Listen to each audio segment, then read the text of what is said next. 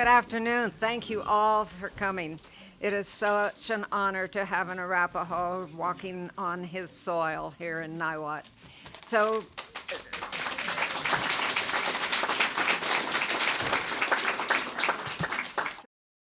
I welcome you to Arapaho Culture, and Tom Meyer is going to introduce our speaker. Tom is an Native American ancestry, and he's gets the honor to do that. Tom. So I'm Tom. Sorry for the mic. This is feeding to the camera, so I will try to emote. My wife reminded me the other day that I need to smile more. My default is resting indigenous face. I'm not angry. This is my face. So Amy knows this well. So first of all, Fred, I beg forgiveness for speaking before you in this context. We don't normally upstage folks of honor, but I would like to begin with the word skano. Skano means peace be with you. Skano onganshi, welcome friends, peace be with you. Tom Meyer nigyaso, my name is Tom Meyer. Oswege dewante tonste, I am Six Nations. And again, Fred, forgive me, this is an Arapaho event, but this is a Haudenosaunee boy here talking before you. So sorry. Nyahwe Aswanatonte Wahne. Thank you for listening today. And thank you, Fred, for coming out here. You had a very busy schedule here. Hopefully, we're going to have some announcements here about what's happening tomorrow with the snowstorm. March in Colorado. Awesome. So I would like to begin, or the next thing is I would like to do the land acknowledgement. So land acknowledgements are very important. They help us understand and remember the peoples that were here. So right here in Niwot, in this town center, are the ancestral homelands of the Arapaho, Cheyenne, Comanche, Lakota, Dakota, Apache, and 45 other tribes. I wish to honor Chief Left Hand, the last leader of the last band of Arapaho who wintered in Boulder Valley. But I also want to honor some Native women. This is International Women's Month, after all. First, two Arapaho women, a Snake woman who was Chief Left Hand's sister, who married the trader Poisel, and that's how he learned English. And also Chief Pretty Nose. She was at the Little Bighorn. She actually lived to be 101, seeing her U.S. Marine Corps son, or actually great-grandson, return from the Korean War in 1952. So she was wearing her cuffs, indicating her rank. And then I also want to honor two Cheyenne women. The first is Owl Woman, Mistahe, who's our brand new mountain here in Colorado. Thank you, Fred, for being on that commission that removed that terrible slur from that mountain's name, the previous name of that mountain.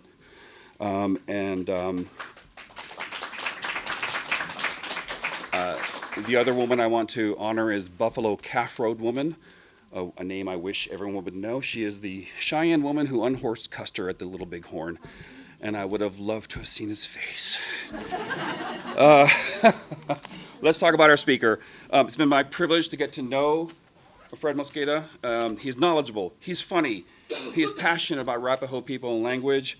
His official title, I'm going to get this right, is the Arapaho Language and Culture Program Coordinator for the Cheyenne and Arapaho tribes. He also represents the Southern Arapaho as their Sand Creek Massacre NAGPRA representative. As an Arapaho speaker, he works to support his tribe in preserving their culture, language, and traditional practices and ceremonies. Fred. I'm so glad to be here, to see all of you here.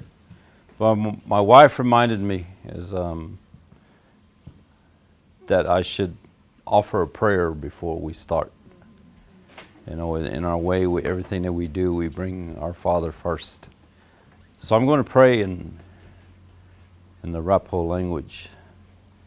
I'm going to pray for all of you, pray for this land, Niwot. I'm going to call it correctly in our language, but we'll talk about that later. So if you'd all bear with me, pray with me. Oi, ho ba he ni son be ka ko ne haun. Oi he sanon and ho hath and ne hana be ne he shish. Oi ne call bat the ho hath and ne hunat deet. O 30 kuna hunat deet and ne call bat. Oi ne call bat the honey on one and ne neat the ne. Net no worth it. And they call Niwot. And they call bat that. You bet nothing that. They no be tall with it. They call. Net you bet nothing that Niwot had. They call. Net. Then he saw it had. They call bat that. Who hath and that? Then that need. He she and they call bat that. Who they call who hath and honey on that. You bet nothing that need the ain't a hat. They call who hath and they call. Amen. At first, there was nothing but water. Then our Father created the world. And He created all the creatures of the air, all the creatures of the water. Then He created the first Arapaho, and He put him on a pipe. Saicha. And he floated on this pipe. And then he thought, I have no place for my pipe to be placed to stand. So he began to cry. He began to weep. Ask our Father for help. And the creatures heard him crying. And they came and they asked if they could help. And all one by one, they began to try to help. Because they knew that underneath this water was soil, dirt. Each one tried to dive down to get it, all in turn. And none could do it. Finally, a red-eyed duck came and said, let me try. So he dove down, and he was gone a long time. And finally he came back up, and he had a little dirt in his bill. The man took the dirt, put it on his pipe.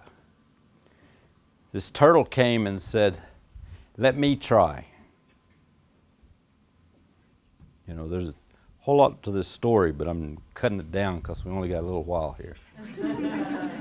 So this turtle dove down, and he was gone a long time. So long that the people had given up on him. The other animals had given up on him. They said, that's what you get for sending this slow creature down there. This guy, the last one to come, the last one to ask to help. And then he came up. And when he came up, he had dirt or mud in his arm and leg cavities. This man thanked him and took this dirt. And as he pulled it out of the turtle, he began to throw it in directions. He threw it that way. A patch of land came. He threw it again. In that direction, there was a patch of land that came. He took the other from the other side of this leg. He threw it in that direction. Land came this way. He took the last bit out of his arm, threw it in that direction, and land came. And the man said it was good. All the creatures were happy. All of them were rejoicing and everything and happy that there was some land there. So then the man said, this is the way it'll be. And he plucked the cattail and he threw it in the water. And he said, watch, the cattail went under the water and popped back up. He said, this is the way we will be. We will be here forever. We will never die. As this cattail went under and came back up, so will we. Neanderthal, we're going to talk about him later too. Neanderthal came from this direction. And he said, no, this is the way it's going to be. He took a pebble and he threw it in the water. The pebble disappeared. We will be this way. We will die. Because there's only a limited amount of land. There's only a limited amount of earth. We can't all live here. So we will perish this way from this earth. So that's the way it came about. Whirlwind woman came. We call her Niwot. She came. And at first Arapaho told her, you travel all over. And she said, yes. And she began to travel and blow. And as she did, she blew this dirt as she traveled.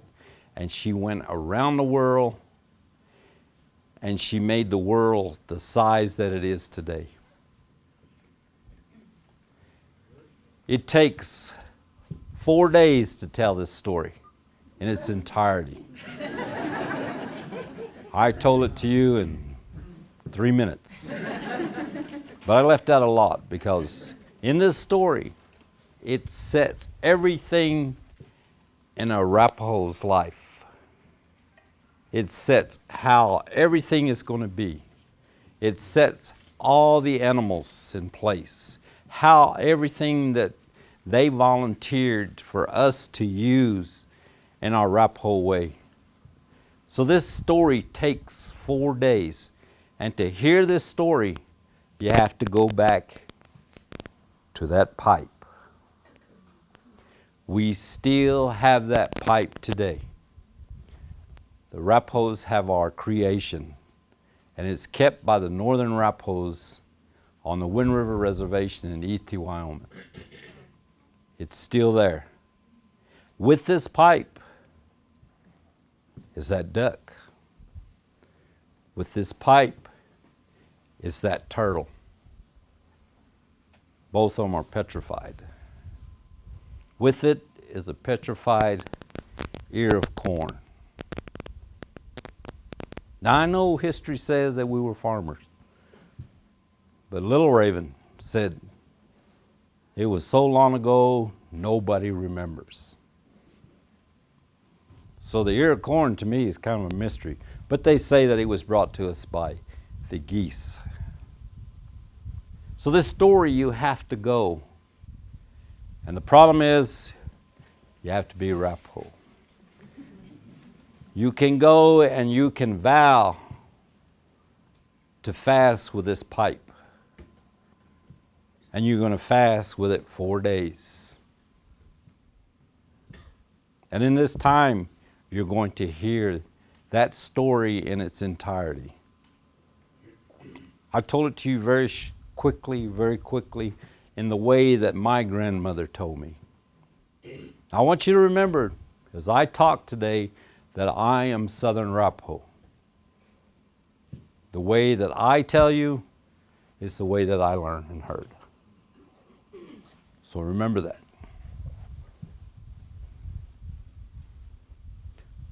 When the world was created and the earth was made and everything, the first thing that our Father did is He turned and He put in those directions, He put a grandfather in those 4 directions. These grandfathers are there for only one purpose, to take care of us.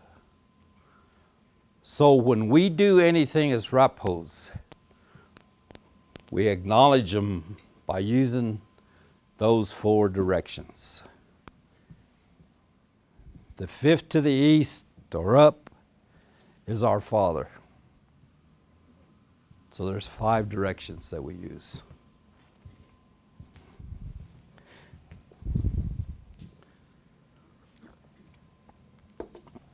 So we were created. And everybody says, you can read all kinds of books about where we come from. You know, we can come from far out northeast, west and everything. I was told we came from the north. The Arapahos came from the north. And there's a story that I was told. As we came traveling down from the north, we got on an expansion of ice, a huge ice field. And in this field, there began to blow and snow like it's going to happen tomorrow, right, Phil? My weatherman here, Phil. But the wind and everything began, and it became a total whiteout. And when it started to clear, they could see nothing. They didn't know where they were at, which direction was where, or anything. Them 7 old men and 7 old ladies sat down, and they began to pray, ask for help. Father, show us the way out of here. And as they were praying, they heard this noise, like that. And they looked up, and the sandhill cranes were circling above them. The sandhill cranes were circling above the tribe. And the old man said, they will know where land is. They will know, so we should follow them. They brought us into this land where we're at today. And part of our ceremonies, when we create the earth in the Sundance Lodge, we imitate these birds. We circle the way they did as we carry the earth back to the lodge. So that's how we got to this land. When we got here, we came with the Grovons. The Grovons was a larger tribe than the Arapahos, I believe. They were the stronger tribe. And they were here with us in the Front Range. And they were here with us until 1825 maybe. And then there was a steamboat that came up to Missouri, and it brought a disease with it. It almost wiped out the Grovons. The Grovons said, if we leave where the white people are at, then we leave that disease. So they went back to the Milk River in Montana. They didn't know that they took the disease with them. So they were totally almost wiped out by this disease. The Arapahos stayed in this area.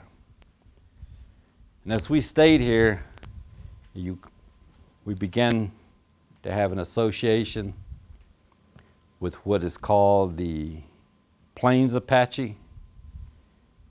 I think in Oklahoma sometimes they're called the Kiowa Apaches. We'll explain that later, where that came from. But they were here with us also. They were a smaller tribe. As time went on, the Cheyennes moved into the Black Hills. As traders, the Arapahos covered the whole area, and we began to associate with the Cheyenne and the Black Hills. This is where the ally took place between the Cheyenne and the Arapaho tribes. Okay, so that's where the association began of the tribes as we stand today. As we lived here, we hunted and we traded all the way from Montana to the Dakotas, Nebraska, Kansas, Oklahoma, New Mexico. And there's even stories of us accompanying the Comanches as far as Old Mexico. So we were all over the place.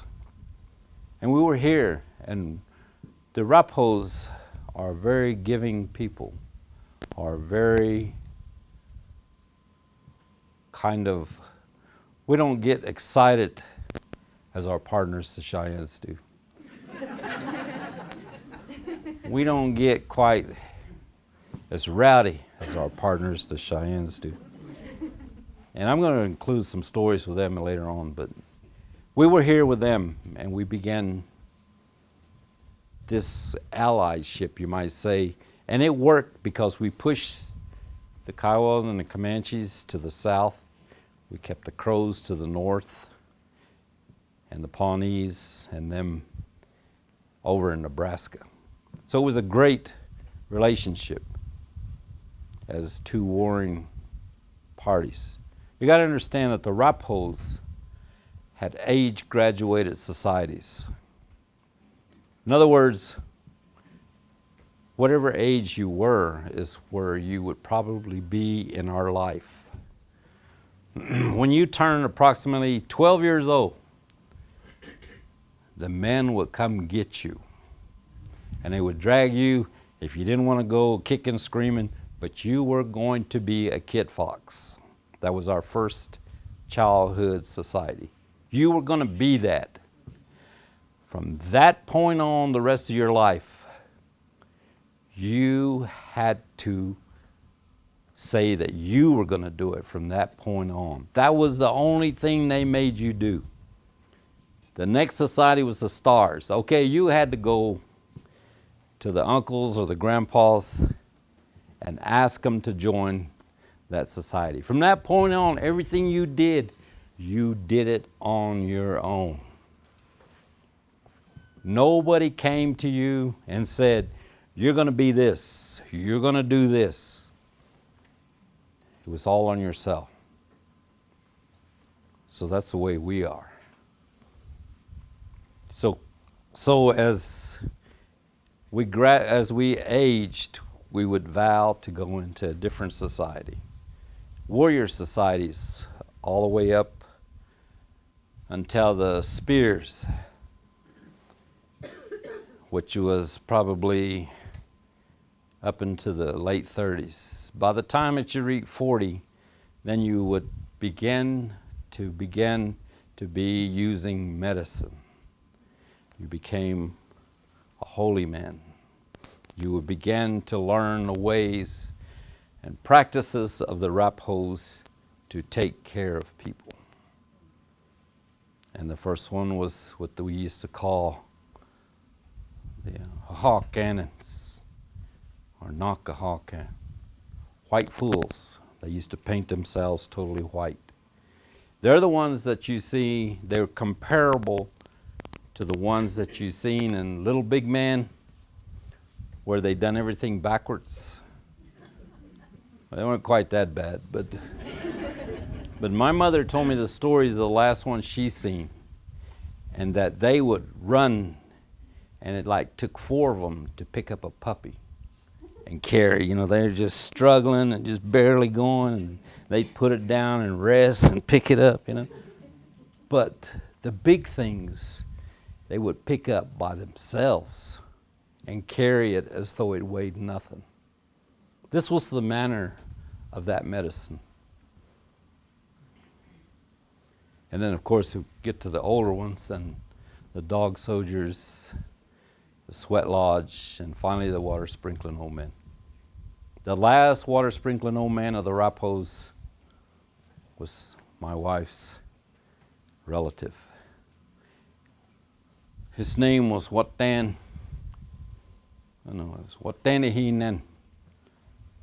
Ute.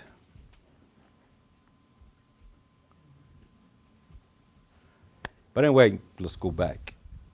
I told you I wander all over the place. I did write notes, but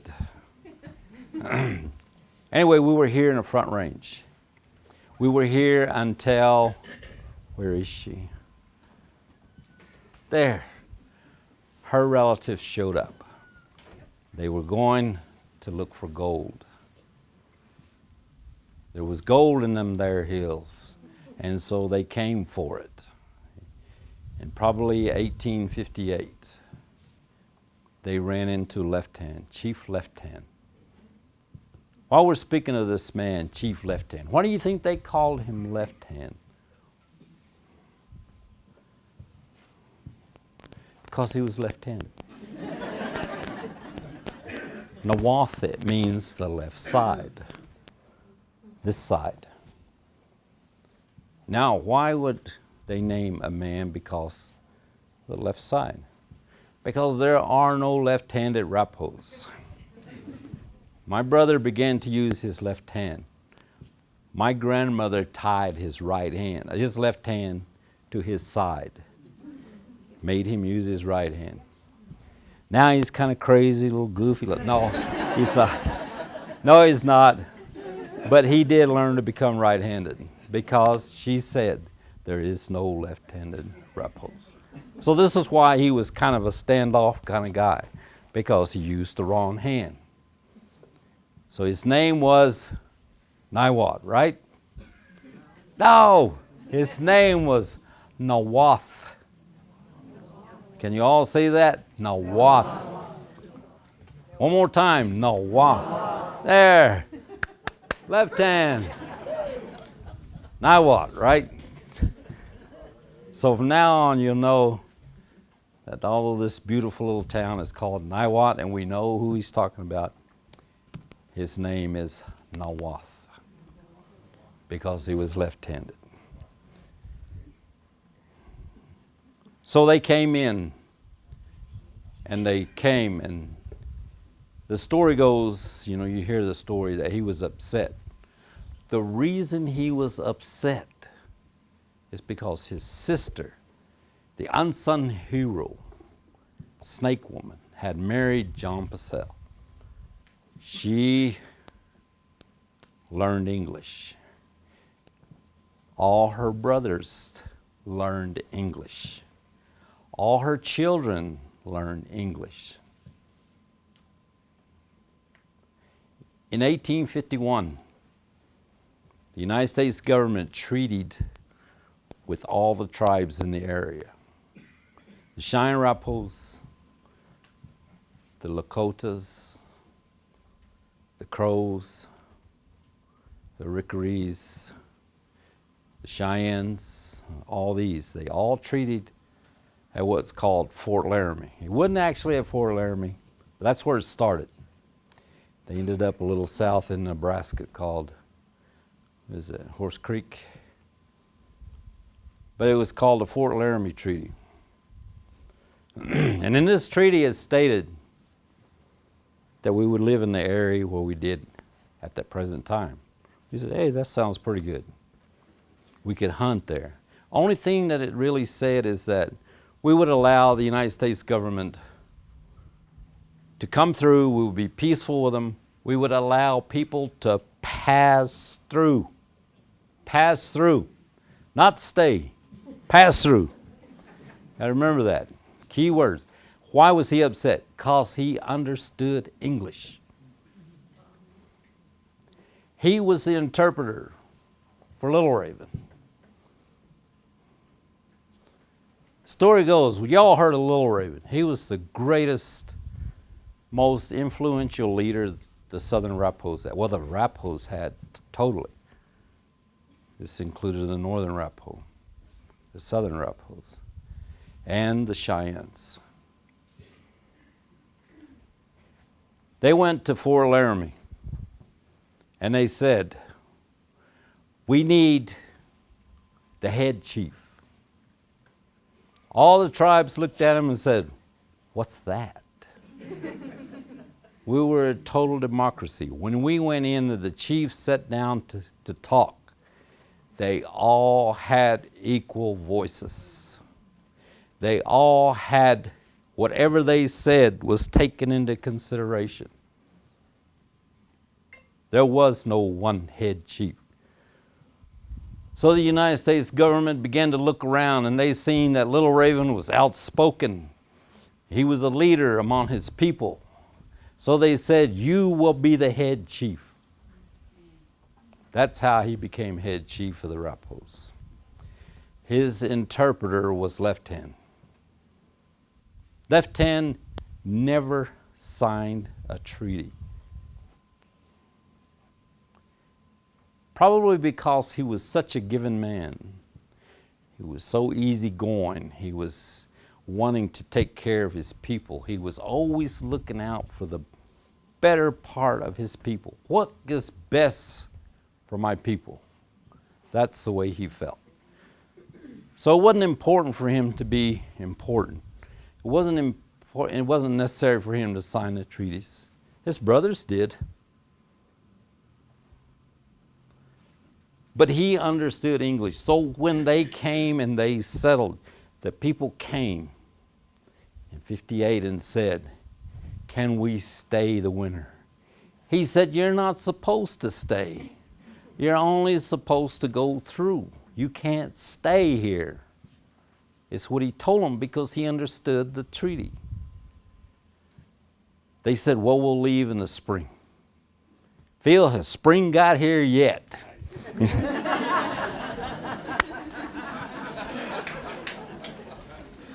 But that's what happened in 51. So they began to come and gold was found and they began to settle. This beautiful, beautiful valley was settled because of gold. Because of gold and because of where it was found, the Arapahos had chiefs who camped along the Front Range. They camped all the way from the bottom part of Wyoming, Fort Collins, Estes Park, Boulder, and on further south to Colorado Springs. You think about this. We were a large tribe, yes, but when you began to have, say, 10 horses per person, and you have a village of 250, how many horses is that? You got to find a place for them to eat. And you got to feed 250 people. It was easier for family bands of chiefs to take their families and live in different places so that they could take care of their people better. We didn't have Walmart. Well, we did, but not as you know it today. So this is why they camped along the Front Range like this, to better take care of their people. So, I just forgot what I was saying. It happens that way when you get old.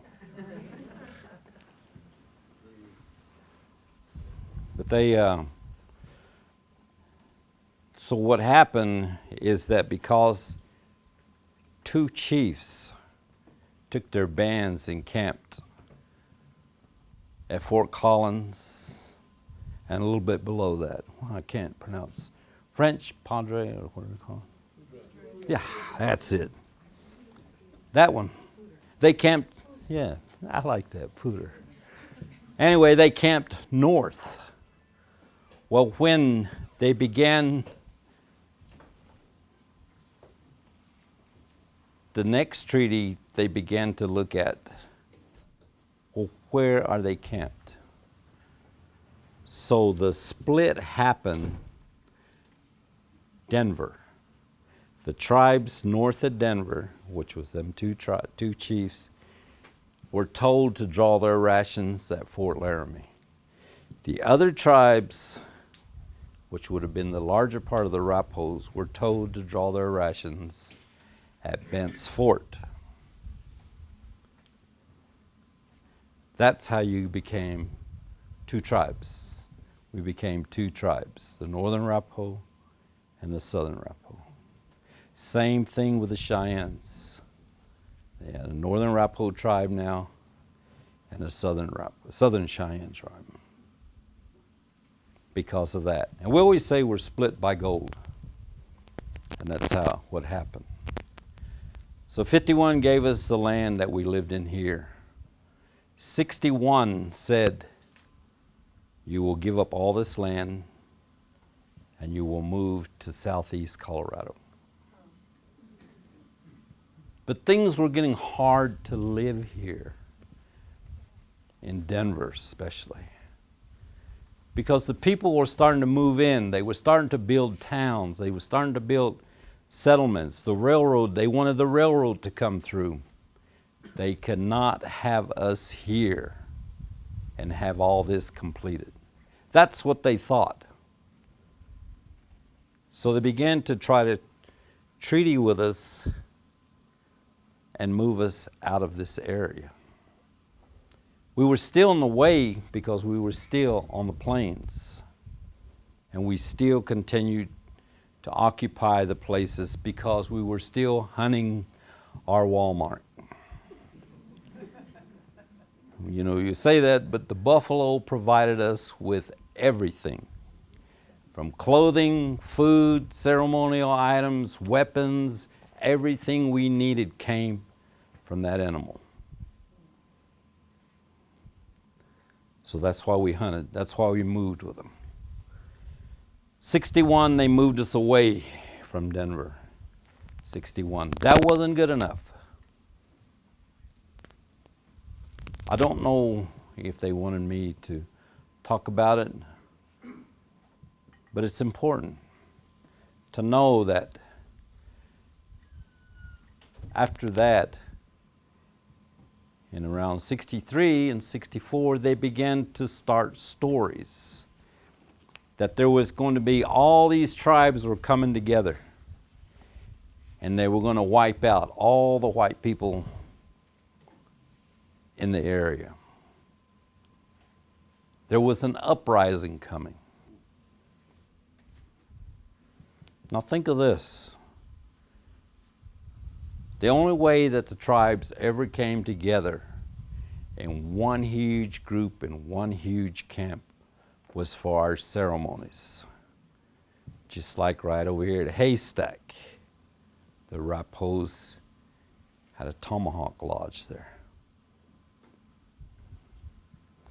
Well, we would meet in different places of the plains for our Sundance. Then all the tribe would come together. That is the only time that they would come together, other than all the treaties that we were signing. So we were never in large areas like they were saying. We were continually to trade with other tribes, so we would continue to know what was going on around and everything like that. But no uprising was ever thought. Left Hand thought so much of his people that his whole life after that was in search of peace, total peace. How come we can't live together? How come we can't live next to each other?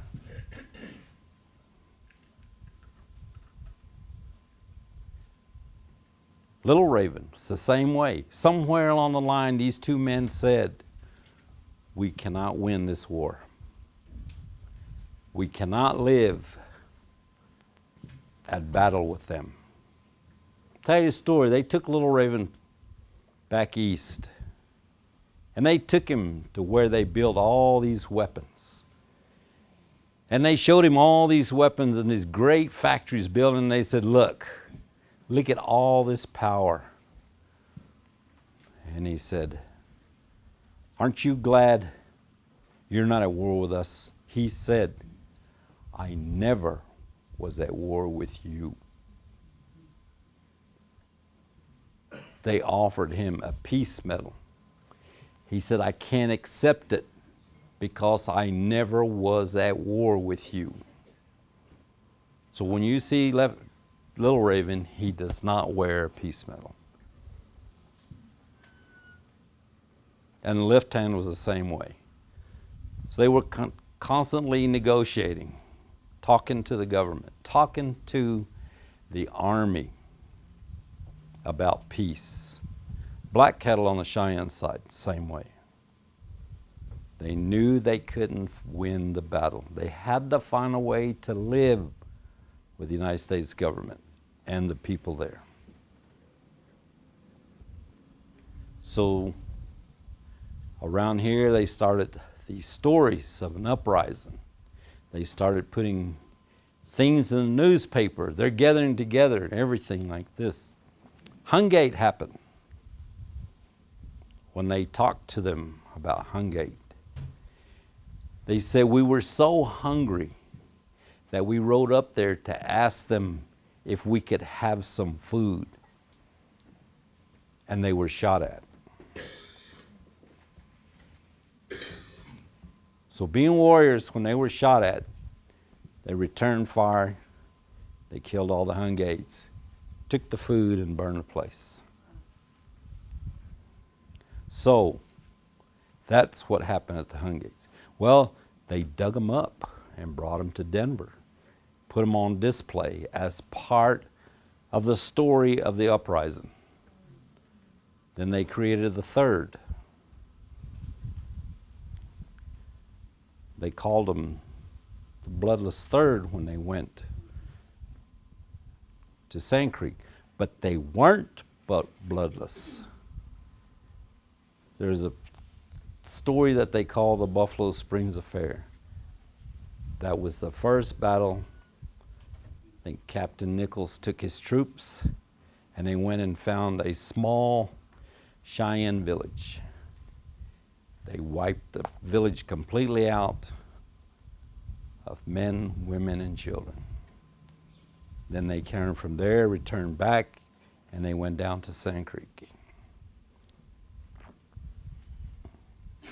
Before that, the Arapahos and the Cheyennes came to Camp Well to talk for peace.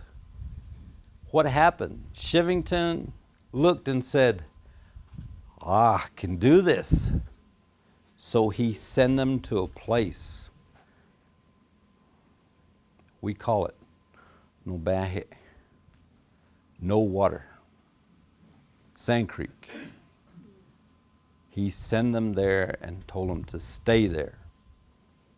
And then he organized all his troops.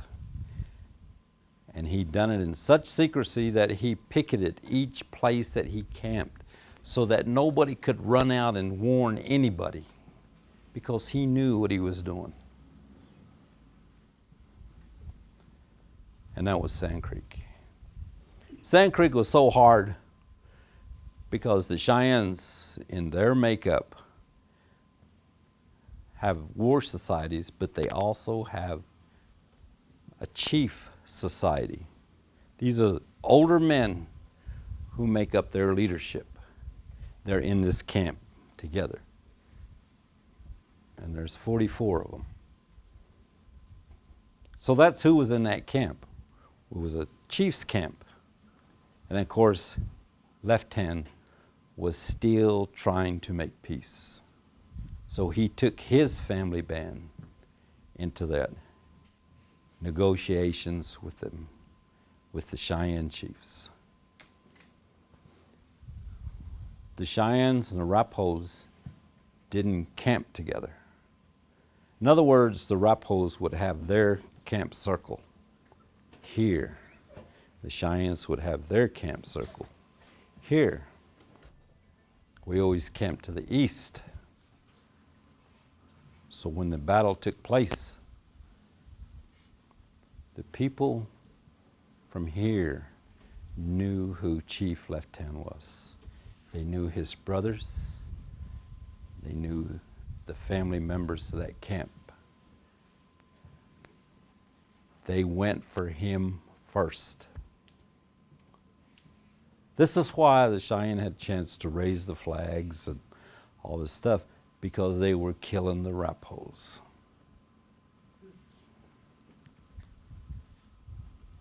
So as you know, there's a lot of stories. My wife and daughter are descendants of some of those that escaped. And we have those stories that are still in there. When I was young, the old ladies used to sit, and there was a high bank or a high cement where the stairs went up to the bank there in the middle of the little town where I was born. And they would sit there on that bank, these old ladies, and they would talk Arapaho. And they would be sitting there, almost afternoons they would be sitting there. Some days we would go by there, and they would be crying. And I would ask my grandma, what are they crying? And they're remembering a dark time, is what she would say.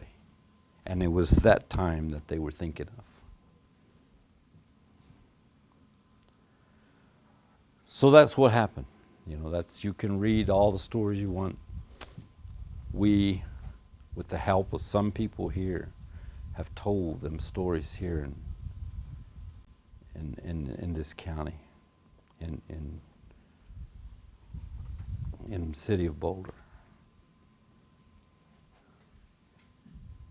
So, after that, we had the Treaty of 1865, which was in Kansas. That moved us that way. Kansas said they didn't want us there. Colorado done run us out. So by the time that treaty came around, it said that we would give up all the land up there, and then we would have a reservation in Kansas. So 67, they had another one and said, well, you can't be in Kansas, so now you have to go to Oklahoma. So we still had a little part that, that went in there. So in 67, they decided, well, we ain't gonna do treaties no more with the tribes. So Grant did an executive order that moved us to our reservation, which is in Oklahoma.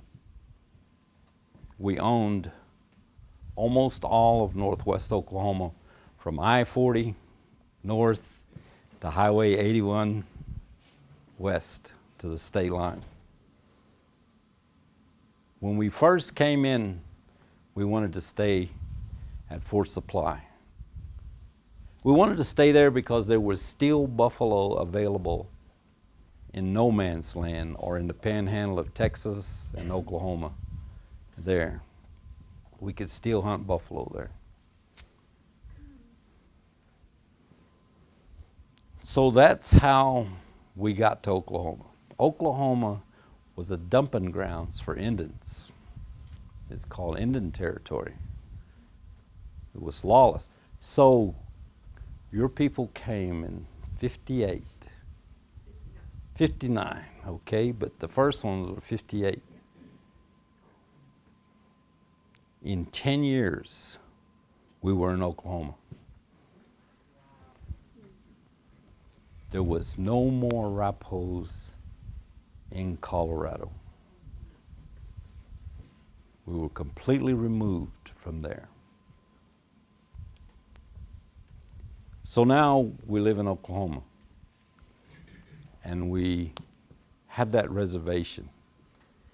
Then the USIS government said, well, you don't need all that land. You're not using it. So they came up with a Dawes Act, which said, well, everybody enrolled in the tribe gets 160 acres. And they told the chiefs, you can pick where you want your allotments. So we went from bands to communities. The chiefs still controlled their people. So they decided where the communities would be, mostly along the rivers. From the North Canadian, just below the Cherokee Outlet, is where I come from. I was born in a little town, Canton, Oklahoma. I was born in the alley behind the post office. I say that, but there was a doctor's office in the alley back there. It just sounds good to say that, It's not like I really was born somewhere. My mom got mad at me first time she heard me say that. But I was born there. And I was born to Little Ravens, Wachaethe, which is Ugly Faces. That's the band I was born in. And my family was there. What makes it tricky is Arapaho bands are made up of chiefs, and most all the societies And we do things to keep us from marrying our relatives. So when we marry, we move to where our wives live.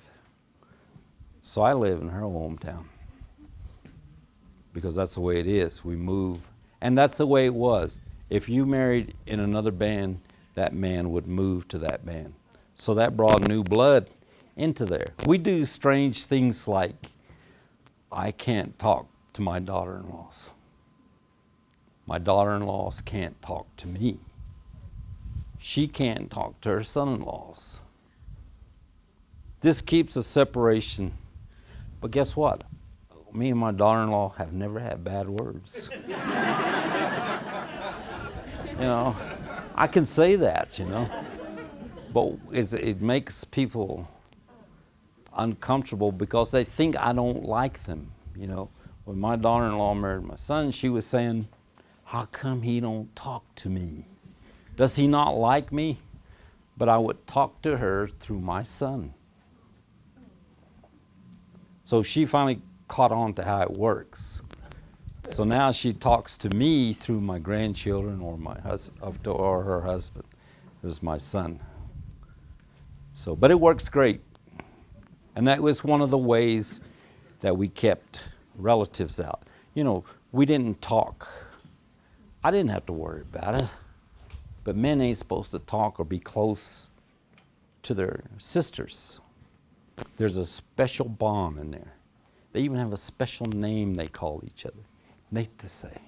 It's an endearment term of brother and sister. I say I didn't worry about it. I was born into a family of 7 boys. We had no sisters, so we didn't worry about that. But our cousins, oh my God, let our cousins show up. First thing out of my grandmother's mouth, you're related to her, So, and so when me and my wife got together, naturally, she ran to her dad, and I ran to my mother. Are we related? Her dad was quick, wanted to get rid of her. Said no.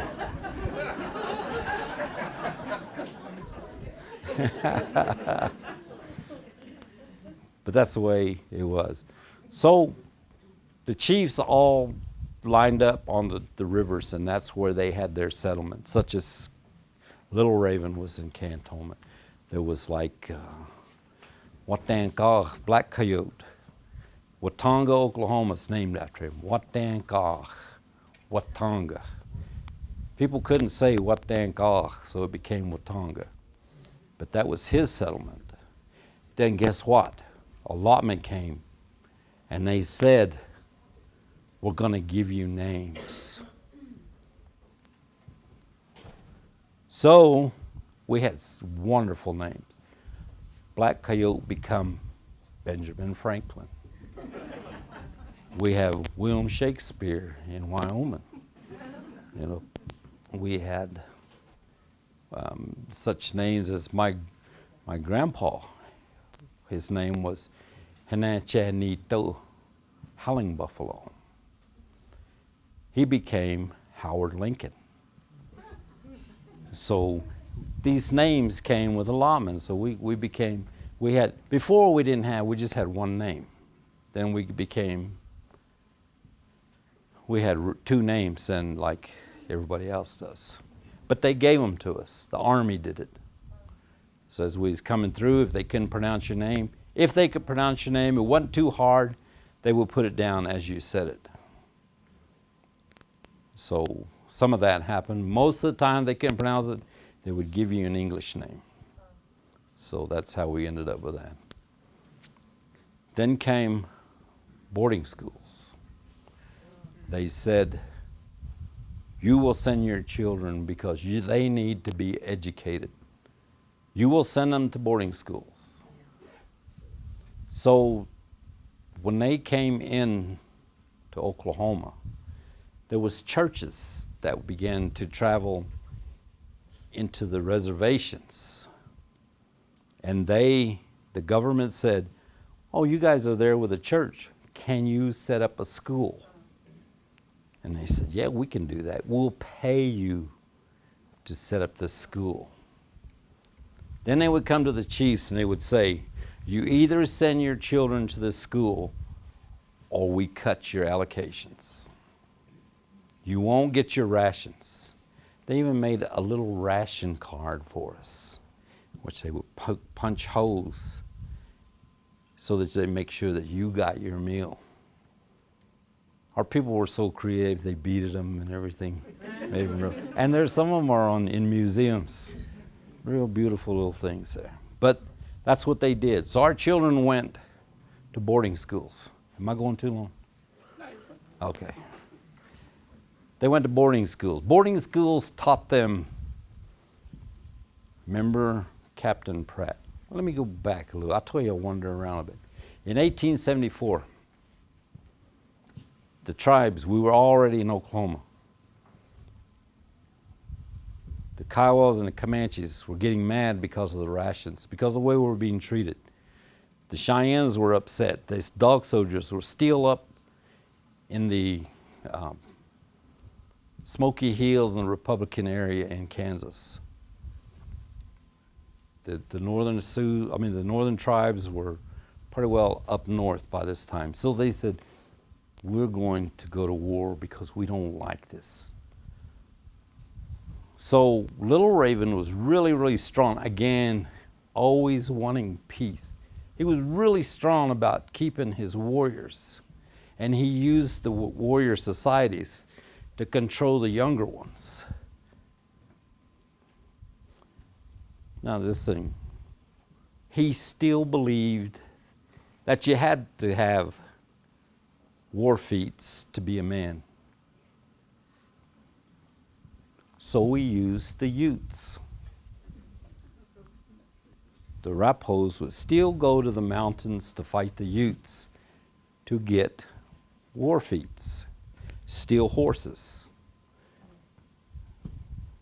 steal women, things like that, So that's what he did. But again, you got to remember, he did not fight the United States government. So he used these. And what happened is, one group went out. He sent a chief after him. That chief brought him back. Powderface punished them. Well, chief got upset with what he'd done. His name was Yellow Horse. Him and 22 other Arapahos left, went to the Ouachita in Oklahoma where the Cheyennes were having a Sundance. They went to war with the Kiowas, the Comanches, and the Cheyennes.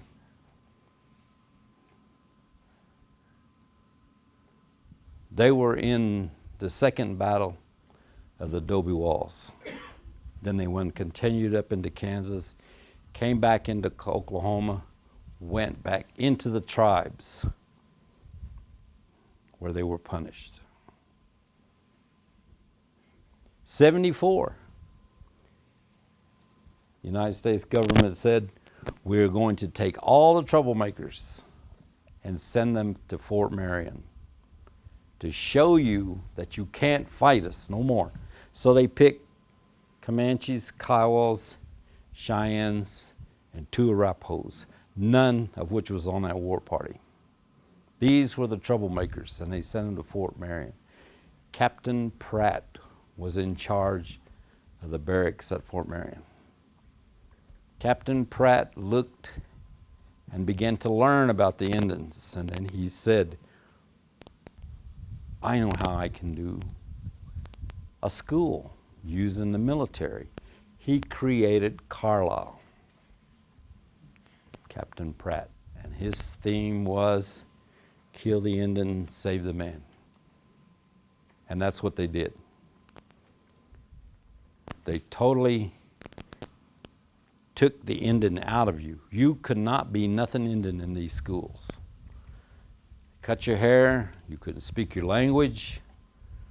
You were treated as though you were in the military. And this was the schools.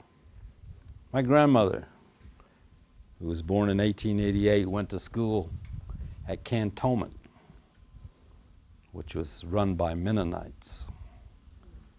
She went to school there, but things were hard back then in the 1880s.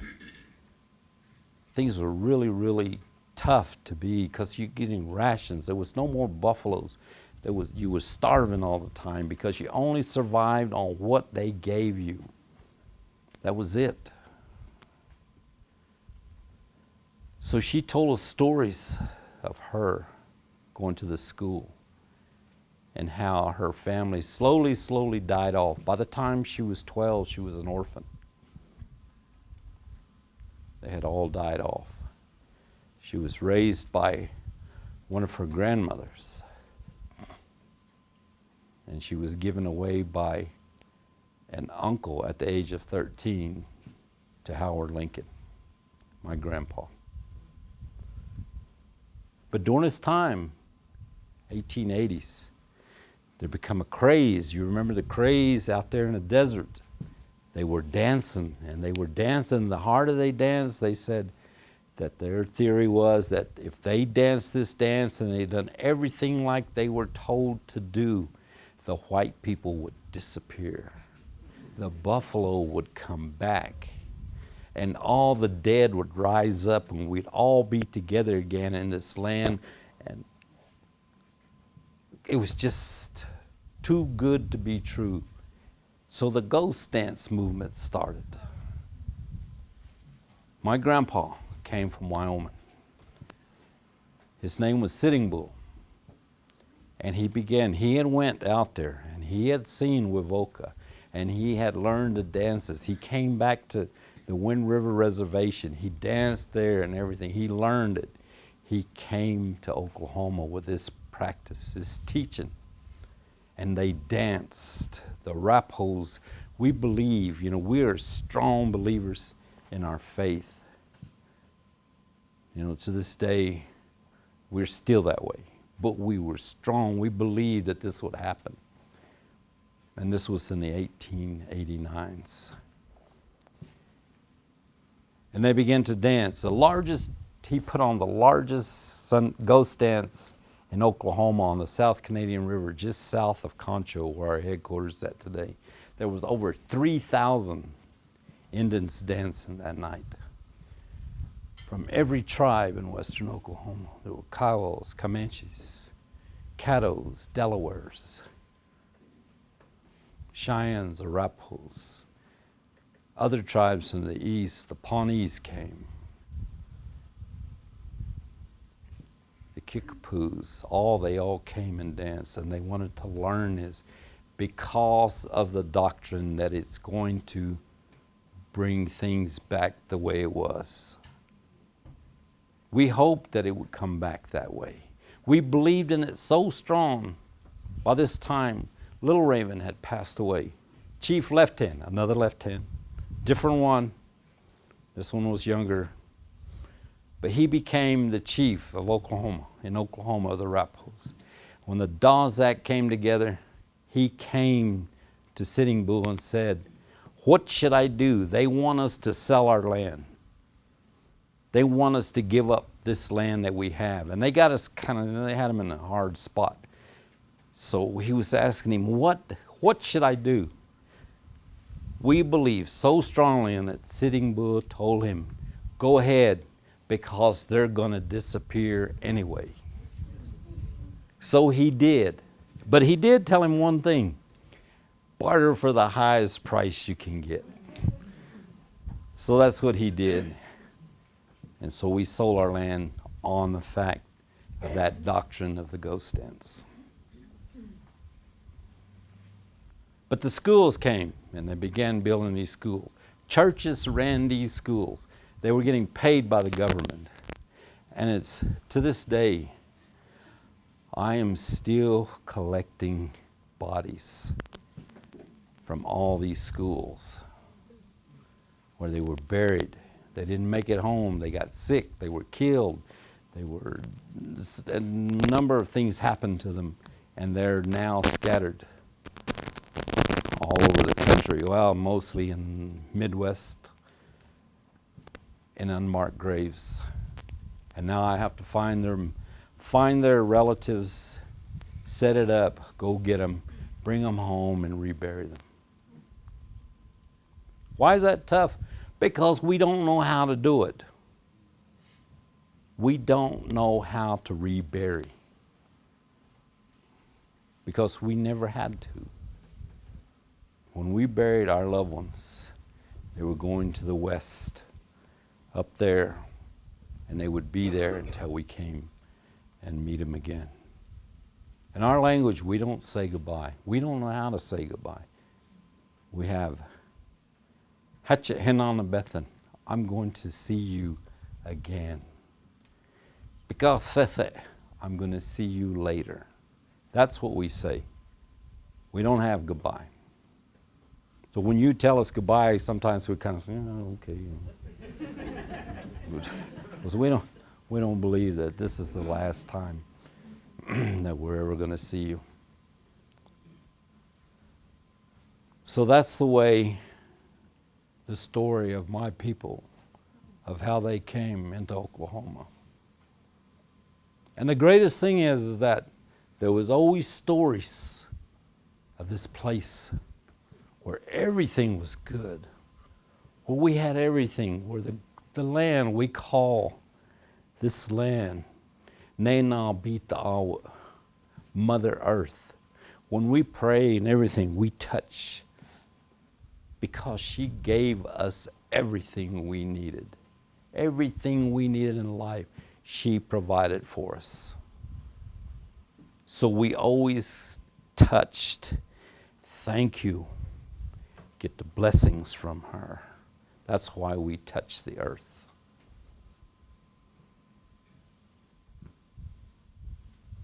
This place we always heard stories of a place that took care of us, where we lived, where we was happy.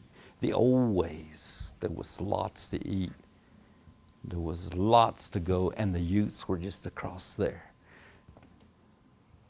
Little Raven made peace with the Pawnees in 1870. He did not make peace with the Utes because we still needed them. You know, we used to get funny stories like Little Raven said, you know why the Utes steal our women? So they could have better looking children. Yeah. There's a story, you know, we needed him. They finally forced him to make peace with the Utes. Ore said, I won't make peace with this man until he gives me my son back. So Little Raven said, well, we don't know for sure where he's at. But they began to look. And all the chiefs, and they finally found him. So they brought him to Washington, D.C., where they had Old Ray and Little Raven here together. And when they brought this boy in, they said he was the spitting image of Old Ray. You knew it was his son. This boy was stolen as a baby. He had been raised as an Arapaho. He did not want to go back to the Utes. So that was pretty tough on him. You know. But we finally made peace with them. So that ended our intertribal warfare with them. But things are still touchy today. You know, them blood feuds run deep. So I have a lot of fun with the Utes and the Pawnees whenever I go around them. But that, in a real fast, is the history of the Southern Arapahos. The Northern Arapahos have their own ways, everything. We are the same people. But we have been split by the government. They are known as the Northern Arapahos. There is no just Arapaho in the United States government. Northern Arapaho, or you're a Southern Cheyenne and Arapaho. In Oklahoma, again, with this, they started us signing all the treaties with the Cheyennes. So the last one, the executive order, still put us together on a reservation. There is no Southern Cheyenne or Southern Arapaho in the eyes of the government. We are Cheyenne and Arapahos. Two different tribes put together. We speak the different language. We have different customs, different ceremonies, but we live together. It can get hairy at times, you know, but we do it. But we're together. And so, if that's, I think Phil's on next. But if you know, again, like, yeah, thank you.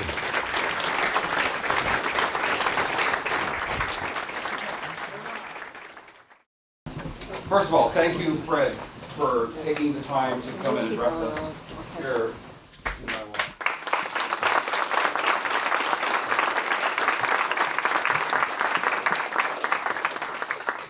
It's customary to give gifts. We have 2 gifts tonight for today. One for Mary, because she has to put up with Fred. And we have one for Fred, which I think involves a little bit of ceremony. What should we do first? This blanket is made by Delaware Peoples. The Teton Honor Blanket.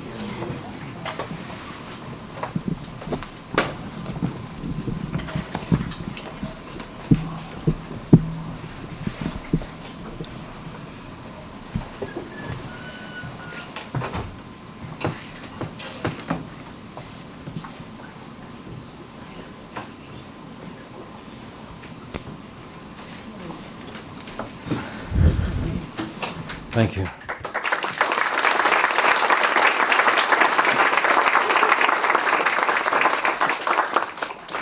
Mary, we would like to present you these beautiful earrings made by a Blackfoot artist. We called them Mountain Dreams. We got a little messed up in the box, I'm so sorry. But I know that sometimes Fred can be a lot.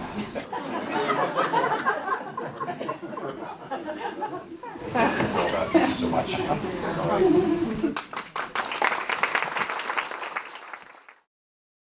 The gentleman with the flag. I just have a quick question. Is there an Arapaho name for Haystack Mountain?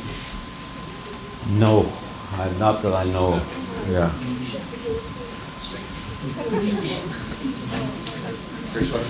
Is there an Arapaho name for what we call Mount Sinitas in North Boulder?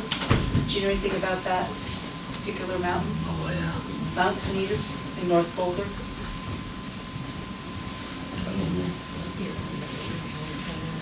I do have an email from your, I think, an earlier conversation. There were some place names on there, like Estes Park, Circle. I can share with Kathy. I don't know who was next. I guess you. Yeah, I'm curious with the Arapaho language, what efforts or activities are there to keep that language alive, or to other people to learn that language? Just curious about that. The thing is that when we lost, probably the biggest part that we lost was in the generation between me and my mother. My grandmother spoke it all the time, so that's where I learned it. There, my uncle and my mother would speak it, but when we would ask her, because she was at a boarding school, she would say, "You don't need it." She said it causes trouble. But after I got older and came back from the Marine Corps, then she said, "Okay, I'm going to teach you." And then she began to teach me again the language. But when I was growing up, it was all my grandmother. But today we have, in our preamble of our constitutions, it states that we will reestablish the language. We have a Cheyenne Arapaho language department, which teaches the language in the schools. They even use virtual meetings, Zoom meetings and such, where the language is being taught. Now, that being said, Let me tell you a story. Did you know the Northern Arapahos can't tell you to be quiet? Because when they talk their language, they use a s. When the Southern Arapahos speak their language, we use a shh.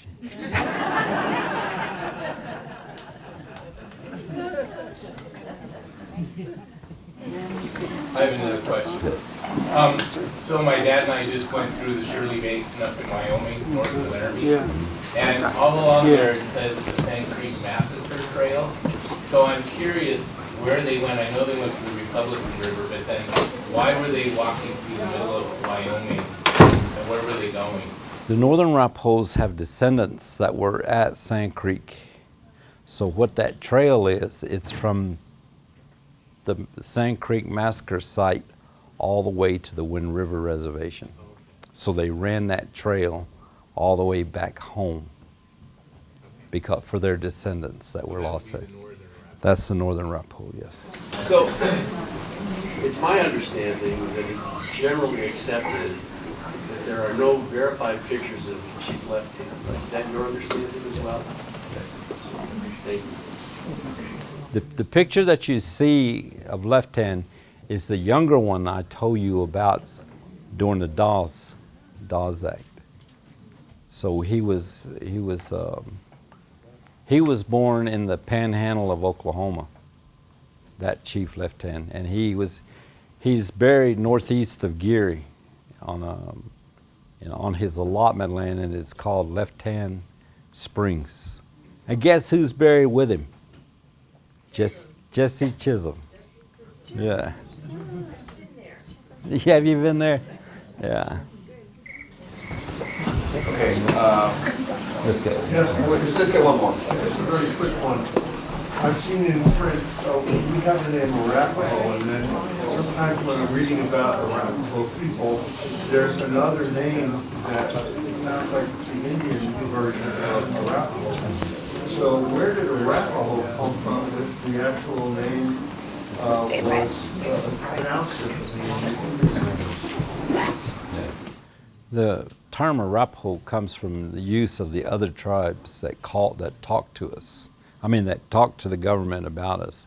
I think it comes from the Crow, maybe the Crow dialect. We call ourselves Hananaena, which is our people.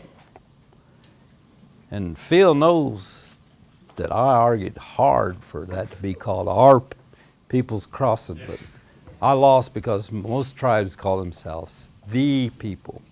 Arapahos, Hananaena, our people. Can you say that the Indian version again? Hananae is Arapaho. Hananaena, I am Arapaho. Hananaeting, Arapaho tribe. All right. Thank you again so much. Yeah, thank you.